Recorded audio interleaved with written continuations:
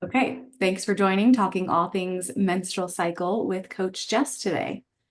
And I will make you the host. Hello. Okay, and then I'll share my screen. Okay.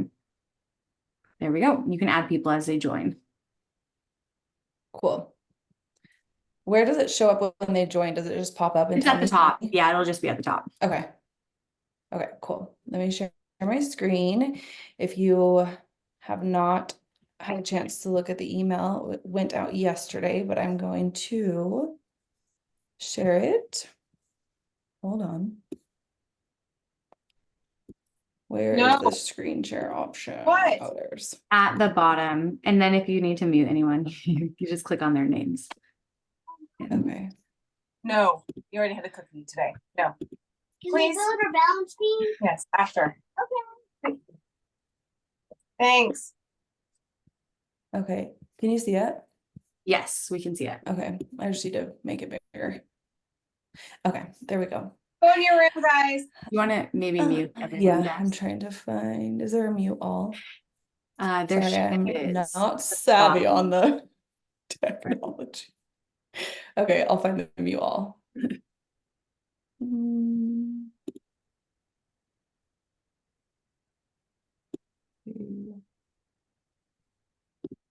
Did it mute everyone? I can't see the. I think so, yeah. Okay, cool. We shall begin. Okay, so I feel like I finally started to appreciate my period more in my like 30s. I obviously had to have awareness of it to make my children come forth, but I definitely feel like it was just like very okay, I'm on my period, I'm not on my period, here's when I'm ovulating, and if we were trying to get pregnant, like there was that awareness. But diving deeper into just understanding how our hormones shift throughout the month. Obviously, everybody's a little bit different. We're all different and unique. And also learning in a much deeper way how much our cycle can tell us about our overall health. I feel like in a lot of cases in working with all the women I've worked with, for a lot of people, it's the same story of not that there's like a band-aid approach a lot of times for birth control, right? And sometimes that's like acne, or obviously there is birth control for birth control, but I feel like it can often be used as like, my cycle's irregular, birth control. I have acne, birth control. I have hormonal issues, birth control. And so learning to look at the menstrual cycle as another lens of health and being aware of all of it, like what the bleed is like, the cramps, that even though a lot of symptoms within the cycle are normalized, ideally with like optimal period health, we shouldn't be experiencing like excruciating pain. And that's an indicator of like, okay, is there a root issue going on with overall wellness, and how do we like allow the period to show us that? And so again, just diving deeper into better understanding the phases, hormonal shifts, and that especially for women as opposed to men, like every day really does look different when it comes to our hormone cycle. And so as far as the phases, we have first the follicular phase, and what's happening during this phase is that the ovaries are producing follicles, and one of these follicles will move through and mature into an egg. Estrogen levels start out low and then kind of start to rise, and this helps to thicken the uterine lining and in preparation for a potential pregnancy, because our body is essentially like every month prepping for a potential pregnancy, unless that sperm and egg don't meet, and then what was prepped is released through our bleed. And so there can be different emphasis put on, let me admit this person, there can be a different emphasis put on based on what's going on with hormones, and how we can kind of incorporate that into lifestyle or just awareness. And again, it's not black and white. It's not the same for every person, but just starting to have these little awarenesses of, oh, what's going on right now with my cycle is just another opportunity, a layer of understanding our personal, like us. And so just getting curious, I would say, is the first thing of, okay, what's going on throughout my cycle? And in this lifestyle focus during follicular phase is with the body initiating the renewal process. It can be a time for new beginnings, engage in nurturing and gentle activities, focus on foods that replenish lost nutrients like iron and vitamin C.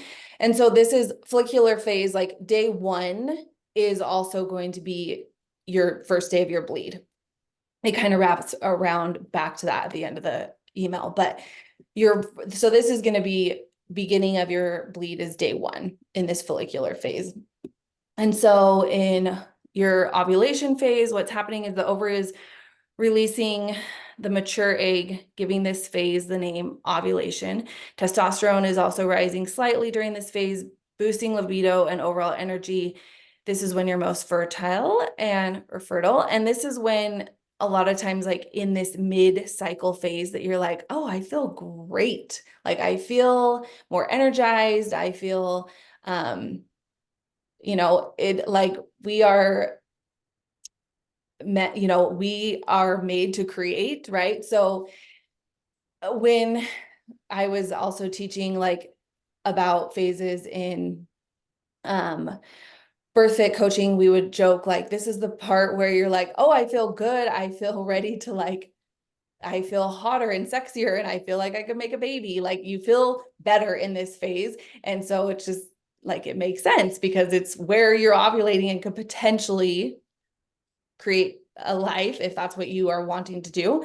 So into luteal phase is going to be, and again, your ovulation is going to vary person to person. And this is where becoming in tune with your own personal cycle is really helpful because it's not going to be, you should be able to kind of find that range of days for you as you're tracking and gaining more and more data, but that's not going to be the same for every single person. And that can be like, again, if you are trying to conceive or open to conception, that can be something to be very aware of when, someone's ovulation is going to be like their own unique. And so it's not going to be spot on in the middle of your cycle necessarily. Into luteal phase, which is days 15 through 28. After egg is released, progesterone prepares the uterus for a fertilized egg, and a hormonal shift can lead to like our common premenstrual symptoms, bloating, mood swings, breast tenderness, and it's not that these will be completely absent if we are in like optimal cycle health, but they should be pretty minimal. And so things that we can focus on during this time is supporting yourself with stress reducing activity and foods that help to stabilize your mood and blood sugar. This is like a time again where if cravings are high, it's not that we like can't have any of those things, but being aware that if we are already like kind of in an inflamed state in our cycle, adding more potentially inflammatory things into our diet isn't going to help with that, but building a really nutrient dense day or these days in luteal. And then, if you're having cravings, having something that's not going to like completely spike blood sugar and just paying attention to that too. And then this talks more about during the bleed again, back days 1 through 5, we are in that follicular phase again. So your bleed is in your follicular phase of those 1 through 5, some people 6 or 7, depending on how long your bleed lasts, but leading up to ovulation is going to be that follicular phase. And if the egg is not fertilized, that's when, again, everything that was prepping to potentially have that sperm and egg, that zygote form into a babe, then that's released and it's the shedding and your bleed. And so I do feel like again, I don't talking as far as like blood health too, like we can look into like color and if there's a lot of clots and things like that. I feel like I wasn't that aware of the bleed itself until I was. And again, that can just help show overall health, how much, how heavy flow is. If we are having super, super heavy flows, that's an indicator that hormonally there might need some extra support, or just some supplement things. But again, that's where blood work and additionally is going to be helpful to understanding like where hormone and sex levels are at. And then this is where too, I feel like a big change in my own life is I feel like we're blasted as women our whole lives of like, don't let your period slow you down. Here's the tampon for exercising. Here's like just blast through it all. Right. And so we live in a very masculine driven world of, yes, you're on your period, but just hunker down, like just keep going through the motions of whatever you need to do. And of course, we still need to, like, we're still going to do life. We still have things we're going to show up for, but just giving a little bit of respect to, okay, I am on my bleed. And I always use that as an opportunity to kind of pump my brakes a bit. And something that I've done in my life in the last like 8-ish years is paying attention to that end of my luteal into my bleed of, I don't just like stop life and lay in my bed for 4 days, but I do say, okay, I'm at the tail end of my luteal. My period's going to start in a few days. What do I maybe need to back off on? So like if a training day falls on in that end of follicular before my bleed, I really check in with myself and I say, does my body feel like it needs a heavy lift today? And if it does, like, if I'm like, you know what, I'm not really feeling into that. My body is not feeling that today. It's giving myself permission of, I'm going to go for a walk instead. I'm going to go for a hike with a friend. I'm going to still move my body because we know that's going to help with like overall inflammation and just feeling good and keeping things moving. But I don't need to necessarily go do my hardest workout. Where beforehand, I didn't pay that much attention to, it was like, oh, well, I'm going to the gym today and I'm doing CrossFit and I'm going all out, like didn't pay attention. Like I've got a tampon in, no big deal. So just giving it that respect. Or if I wake up in that end of luteal and I'm like, you know what, I actually feel pretty energized. I feel good. I will still pump my own brakes and say, okay, I'm going to go to the gym and I'm going to lift, but I'm going to do it at like a 50 to 60% range. And doing this over time has definitely helped just kind of balance out there's other things I'm doing lifestyle wise, but I do feel like giving some attention to my cycle and giving respect to the fact that our hormones are ever changing day to day in all of this preparation. And even just to give it the respect and the like, wow, like look at what our bodies are doing to try and, just get us through this monthly cycle. And so instead of my period just being like, oh, I feel like there's so many from like the time we're young and first starting, it's kind of just like, oh, the period, like so much negativity around it when it's like, our bodies are freaking awesome. And it should be celebrated that our bodies work the way that they do.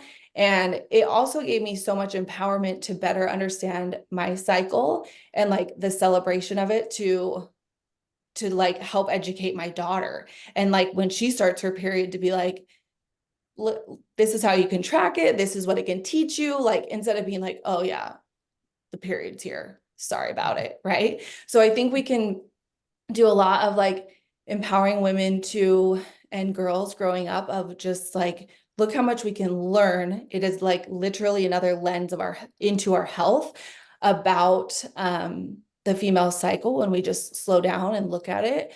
And so coming back to like that slow down, I feel like taking especially those few days of pre-bleed and definitely my first couple days of bleed is like an invite to just retreat a little bit. Again, I'm still momming, I'm still working, I'm still doing life, but like I might say like, oh, I can sneak in a nap today, or I can sneak in like sitting down and reading a book.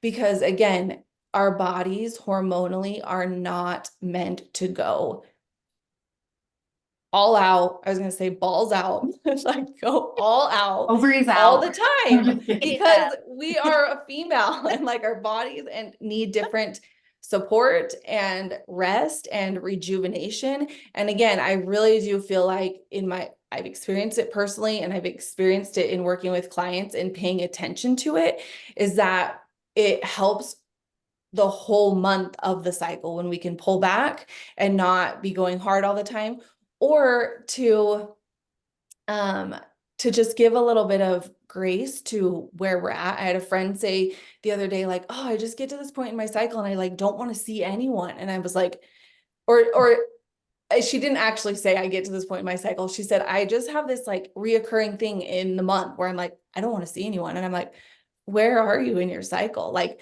get curious about it and say, oh, okay, that makes sense, because I'm like prepping to get into my bleed. That's a time we might notice our inner critic gets a little bit louder. That's the time we might notice, like, you know what? 98% of the time I'm great with my body image, but then these few days it's like, wah, wah, wah, wah, wah. And it doesn't necessarily make it completely go away when we become aware of it, but to say like, oh, what's going on with my cycle? What's going on hormonally? What do I maybe need? What do I need to slow down? Do I need some like to change up my foods and have a different kind of nutrient density? Do I need to have some kind of connection? So just again, it's another layer of ourselves. And I feel like in general, the world is just kind of like, ugh, the period. But we can learn so much from just recognizing that it is like a unique part of us, and learning from it and seeing how it affects us throughout the month. And that's where I like down below, it talks about different ways of just being aware, and tracking is going to be like your first place to start, because there's an app called Flow. There's another one I like. It's a little more like woo woo, but I really like it. It's called Stardust. And Do it in the this health app as well, like you on can, the Yeah, in the yeah. health app. Mm-hmm. just like maybe not like to see a lot, but just to see at least what day you're on. Yeah. Yeah, and a lot of these apps too, and again, I just say find one that resonates with you. But they're gonna have even sections where you can kind of start keeping track of data.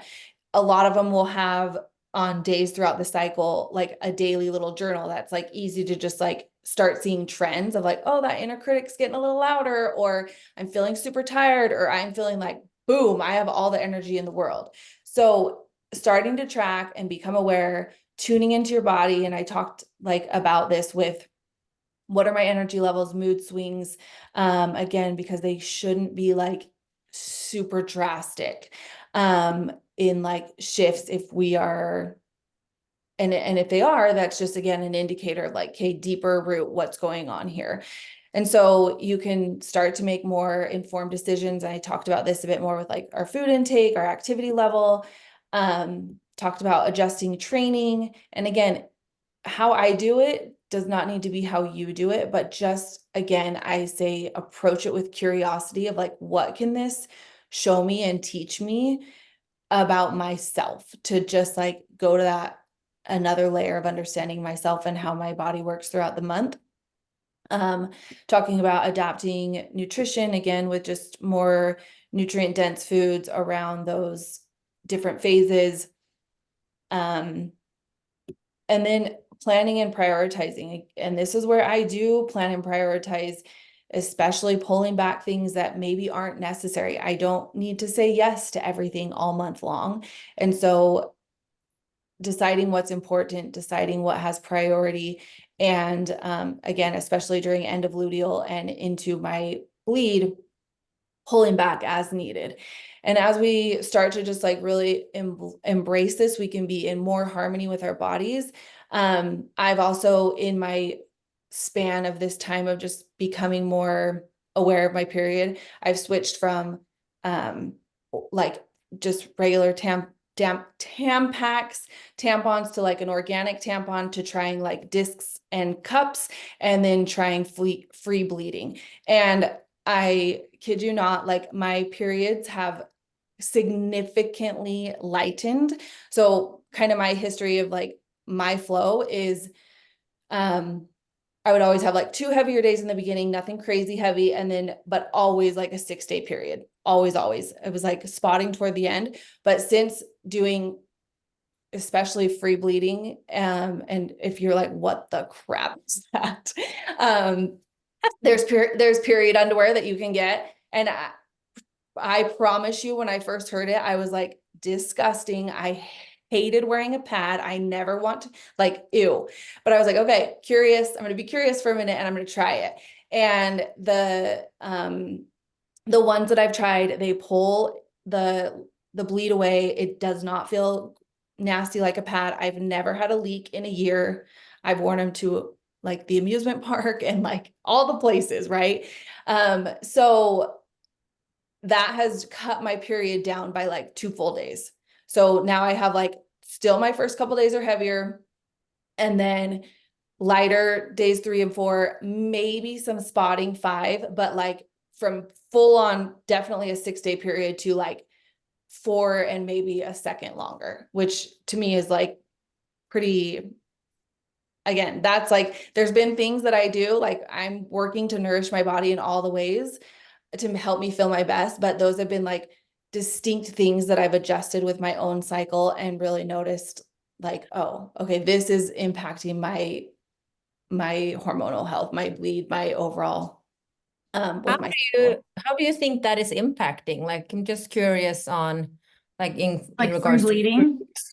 yeah, With for not example. having something up in, I think it lets the body do its job a little bit Like more eliminating it efficiently. better. Yeah. Yeah. Eliminating it better. And the other cool thing too is the longer, again, I've done the free bleed underwear for like over a year, is that like, of course you're going to have your bleed, but a lot of times, like when I go to the bathroom, it's almost like a little bit of a release happens. So it's like the blood is even eliminated, like as I'm going to the bathroom instead of just like Mm-hmm. accumulating, if that time. makes sense. Mhm. Yeah. So it like your body like finds this rhythm even within that I think a lot of it is having something, not having, or like the absence of having something in there when the body's trying to do the release, and it's made a significant difference.